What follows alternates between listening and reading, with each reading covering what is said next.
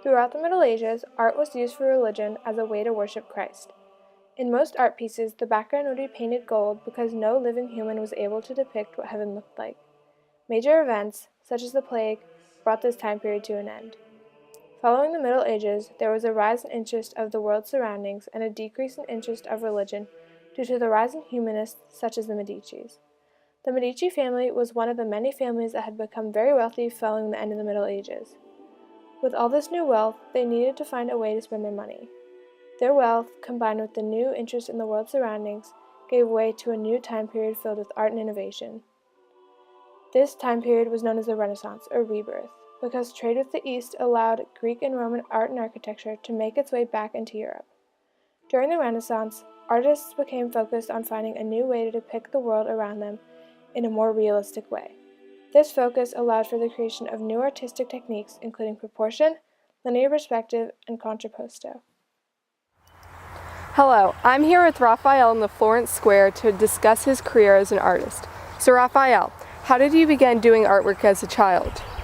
Well, as you may know, my father, Giovanni Sante, was also an artist. He died when I was 11, and I had to take over his artist workshop. And very soon I came to develop quite a reputation.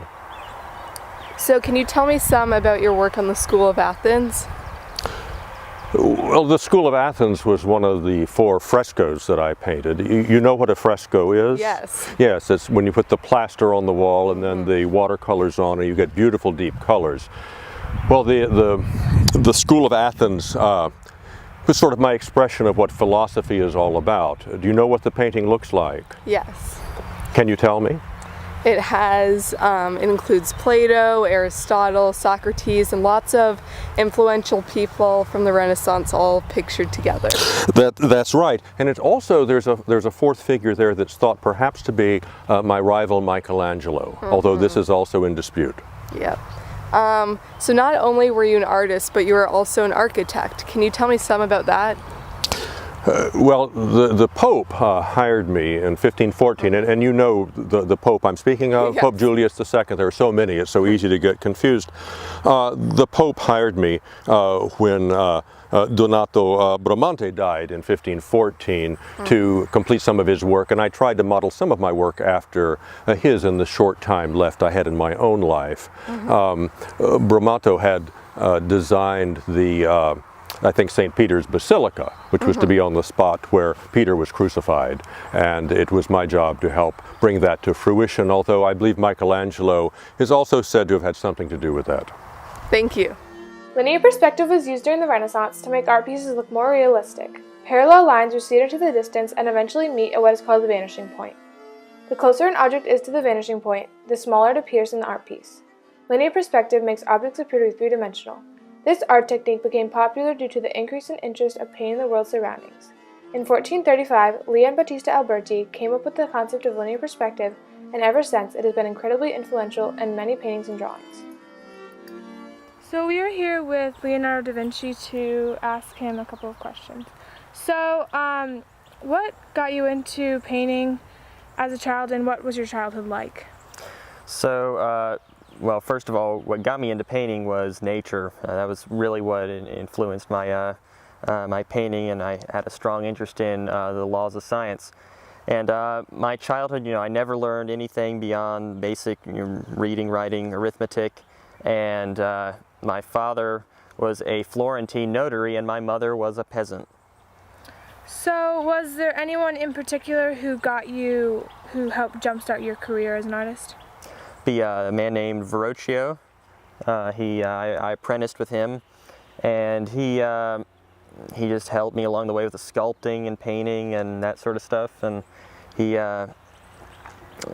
eventually I met the qualifications as a master artist and opened my own shop for the master artist of St. Luke. Thank you. Okay, so tell me about your most famous piece, the Mona Lisa. So that took me about, I'd say, 15 years to create, and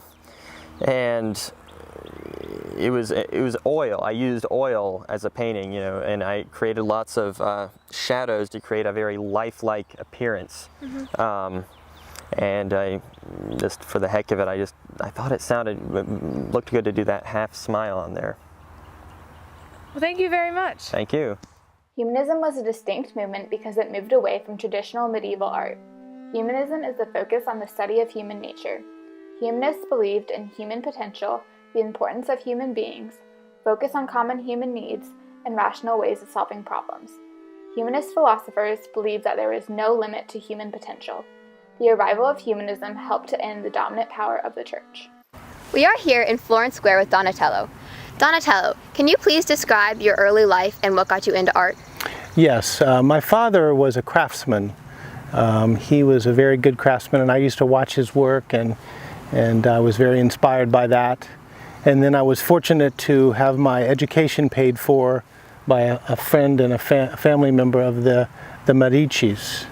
And part of that was that I went to school to study metallurgy and goldsmithing, and I put all that together in my early works. Okay, thank you. And what about your style of art? Can you describe that for us? I think the best way to describe my art would be Gothic. I started off with a Gothic style, and then as I progressed, I began to get in touch with more of the emotional and dramatic parts of life and art. And then I combined that toward the end with realism and the realistic aspects of what I saw. Okay. Now, the Bronze David is your most famous sculpture. Can you tell us about that and what that was like? Yes, well, I was very fortunate to have that commissioned by the Medici family. And this was very exciting for me because I got to combine Roman and Greek aspects of art into this piece. I used a technique called contrapposto.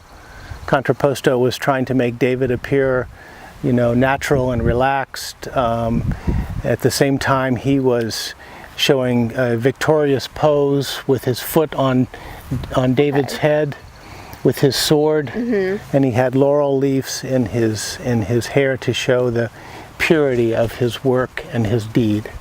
Okay, well, thank you so much for taking the time out of your day to come talk to us. My pleasure. Contrapposto is a term that dates back to the ancient Greeks. It refers to the stance in which a human figure is positioned so the weight rests on one leg and the other is bent. This position suggests a more dynamic and relaxed pose. The Greeks introduced this new technique in the 5th century as an alternative to the stiff pose where the weight is equally distributed through both legs. Many Renaissance artists, such as Donatello and Michelangelo, utilize this technique to make standing figures appear more relaxed and natural. We're here with Michelangelo to ask him a little bit about his early life and his art. So Michelangelo, can you tell me a little bit about your early life and what inspired you to become an artist? Absolutely. First of all, thank you very much for having me here. So happy. I was born in Caprice, Italy, but spent most of my life in Florence. And my mother, my mama, she's a beautiful, beautiful woman. She died when I was 6. It was kind of sad. And unfortunately, my papa, he was not a big fan of my work in art as a career. And but when I was 13, only 13 years old, I started working as an apprentice for Domenico Ghirlandaio, and 1 year later I met Lorenzo de' Medici. Lorenzo, nice man, and he invited me to come to his big palace, and he along with many other very famous artists, very good artists from that time, and they allowed me to really become the artist that I am today. Okay, so can you tell us a little bit about your famous piece, The Marble David? Oh yes, the Marble David, it's inspiring to me. My inspiration came from a previous artist named Agostino, I forget how to say his name, Agostino de Duccio. Who began to create a Marble David in 1466 CCC, and he never really was able to make much progress on his sculpture for all sorts of different reasons, I'm sure. And so the piece of marble was left there unused for many, many years. And one day the Guild of Wool of Merchants found it and asked me to sign a contract to finish creating the statue in honor of David. And at the age of 26, 26, young age of 26. Oh, then it might have been kind of old, but now, young age of 26, I began working on the marble David and will continue to work on it for the next 2 years, and it become the beautiful piece it is today. Okay, thank you very much for your time. Thank you. Following the Renaissance, there was a decrease in the authority of the church due to people becoming more focused on the natural world. The church became weaker and more corrupt, resulting in the Protestant Reformation. Martin Luther, a German monk, was angry with the church and nailed the 95 Theses, stating how he believed the church should be. The Renaissance also led to the Enlightenment due to the increase of interest of the natural world and the return of the concept of using logic and reason. Michelangelo, it's a beautiful, beautiful, beautiful day in the plaza here in Florence, isn't it? It's a beautiful day, Donatello, a beautiful day. What did you think about Botticelli's review of your David? I don't really like what he say about my David. He says I did not do a very good job of depicting the realistic elements of David and Goliath. Well, you know, mine at least shows my foot on the head of Goliath and his sword in my hand. It was very realistic. Well, I don't know about that. I kind of thought yours was kind of like a baby, kind of childish little images is what I saw in mine. Michelangelo, I did mine much before yours. Yours is really, really, really not the one that is Are you important. calling me a copycat? I am calling you a copycat. You calling me a copycat? Well, I tell you, mine are more famous and everybody know mine. Micah. I'm gonna get you. I'm gonna beat you right now, you little...